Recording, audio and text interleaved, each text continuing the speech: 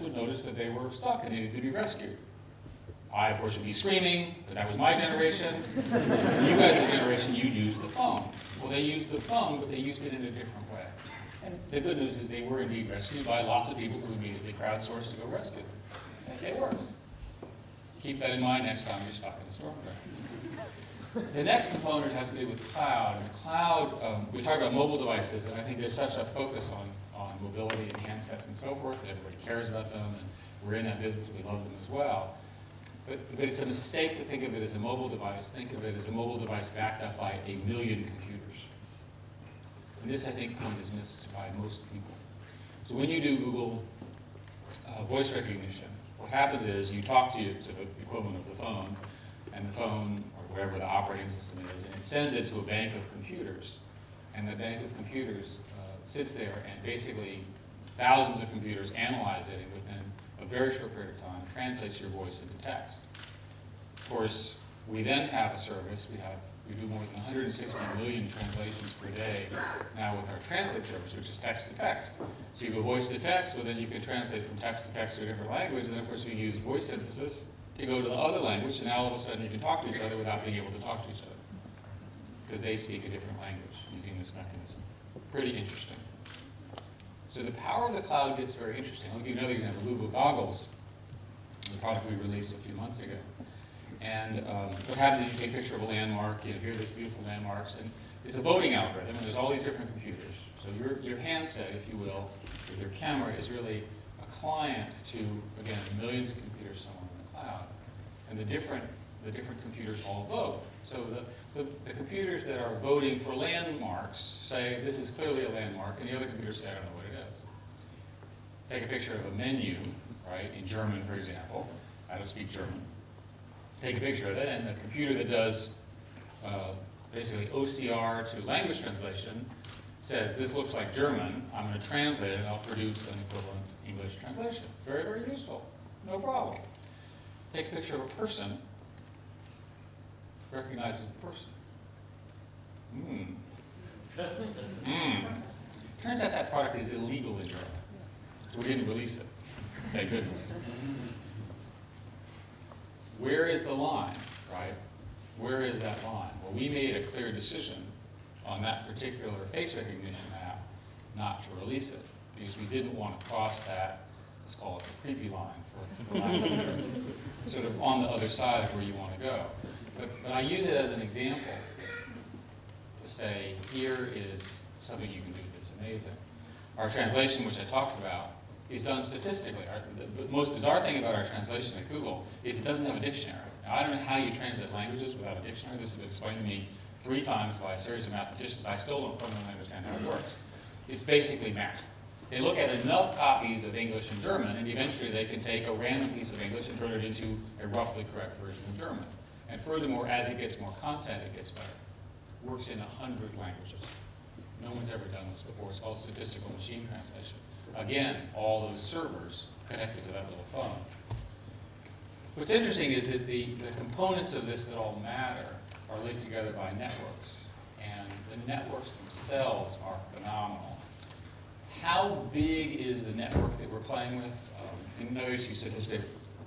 From the dawn of humanity to 2003, there were 5 exabytes of information. Exabytes, a lot of information. And that's, videos, and movies and radio and books and things like that.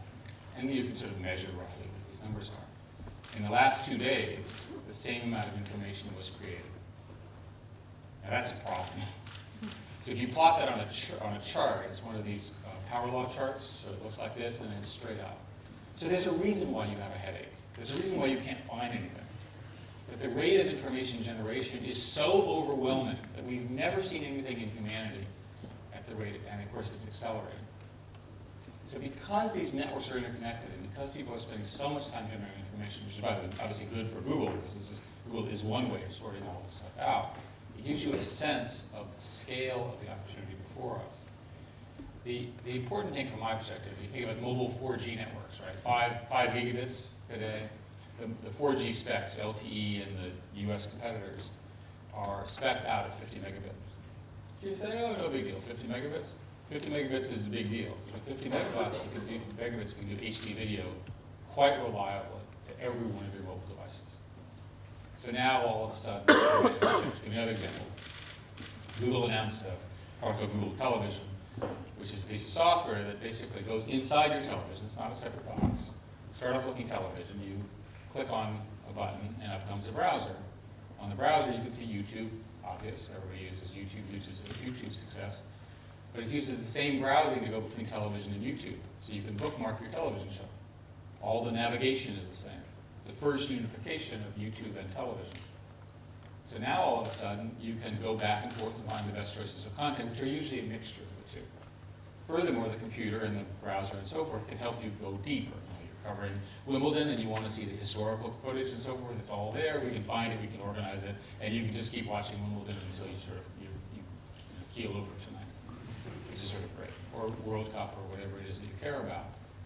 What's very interesting, though, is that this platform is also a programming platform. So over the network, programs can come to your television, again, with your permission, that are of arbitrary complexity. First time that you can actually program your television. And what will people do with programming the television?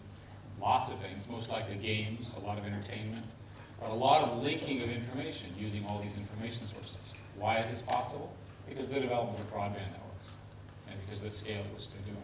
And as you heard earlier in the panel, this is not just a British or European or an American phenomenon. This is a global phenomenon with an awful lot of implications. So I think I'll finish up, Alan, because I think we talked about just having you more ask questions than me, by saying that how should you all behave in this situation? Well, as Clay said, the future is more uncertain as a result of these, because of the nature of the iteration and scale before it, and I agree with that. But one thing to understand is that you have to get what you're doing organized into this new world. So think internet first, think mobile first. My guess in terms of monetization, which is a lot of people care about here, you'll see both advertising models, which I can talk about at some length. We're in that business, obviously.